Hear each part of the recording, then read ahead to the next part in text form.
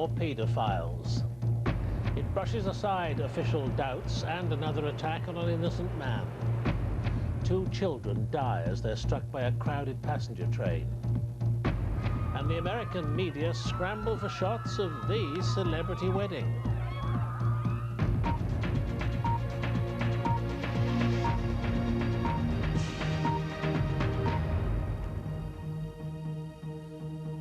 Good evening. The News of the World is to publish the names and faces of more than 30 known paedophiles in tomorrow's edition as part of its controversial naming and shaming campaign.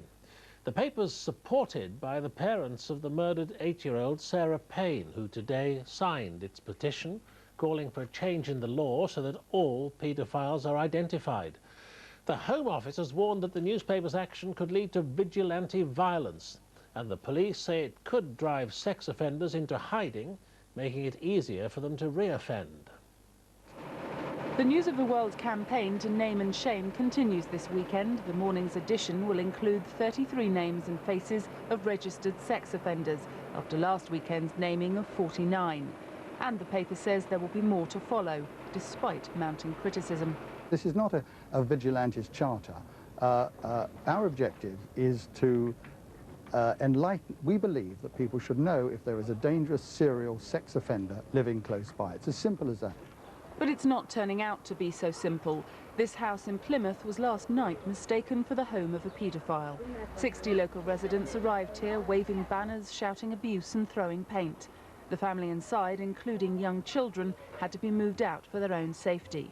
Police say this is the reality of people taking the law into their own hands. It's always the danger that people can get the wrong identity, the wrong address, and even where they get the correct address, if you like, of a known paedophile, they can drive that person underground, which is totally contrary to what we want to do, to be able to monitor people where we know they are and deal with them with the relevant agencies.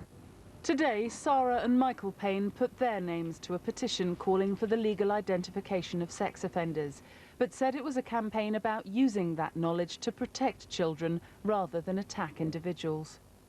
We say to anyone that decides to vigilante or however you put it, you're hurting the campaign more. And all you're doing is teaching the kids and the young people in this world that violence is okay, and it's not. And it's not okay. That's exactly what we're fighting against. They say they're only now beginning to accept that Sarah is dead. Each day it sinks in a little bit more that she's not coming home. I would say it still hasn't sunk in properly. And maybe it never will. We don't know. But for her, we'll keep on fighting. As 4 million copies of the News of the World rolls off the presses, the paper shows no sign of backing down from its naming and shaming campaign. It's boosted the paper's circulation, but has as many critics as it does supporters. Emma Howard, BBC News, Wapping. 2 children were killed when they were hit by a passenger train near Aberystwyth. Police say the incident happened close to the village of Ynys-Las. An investigation has been launched.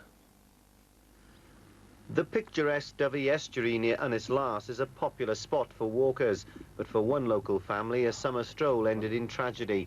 2 children thought to be aged between 8 and 10 were struck and killed by a passenger train as it crossed a river bridge. Trespass is a problem on the railways, ideally illustrated by today's events. Obviously, we would impress on parents to keep their children off the railway line, simply because, you know, tragedies like this can result.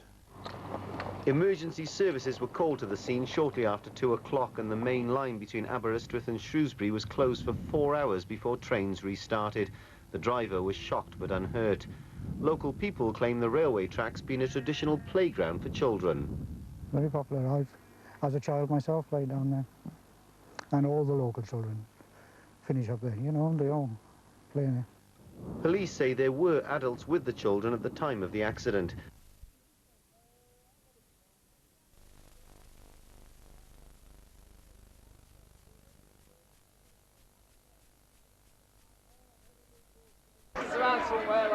That's a good call. Yeah. Good answer. I know. How's the holiday been going? How much alcohol have you consumed? Quite a few.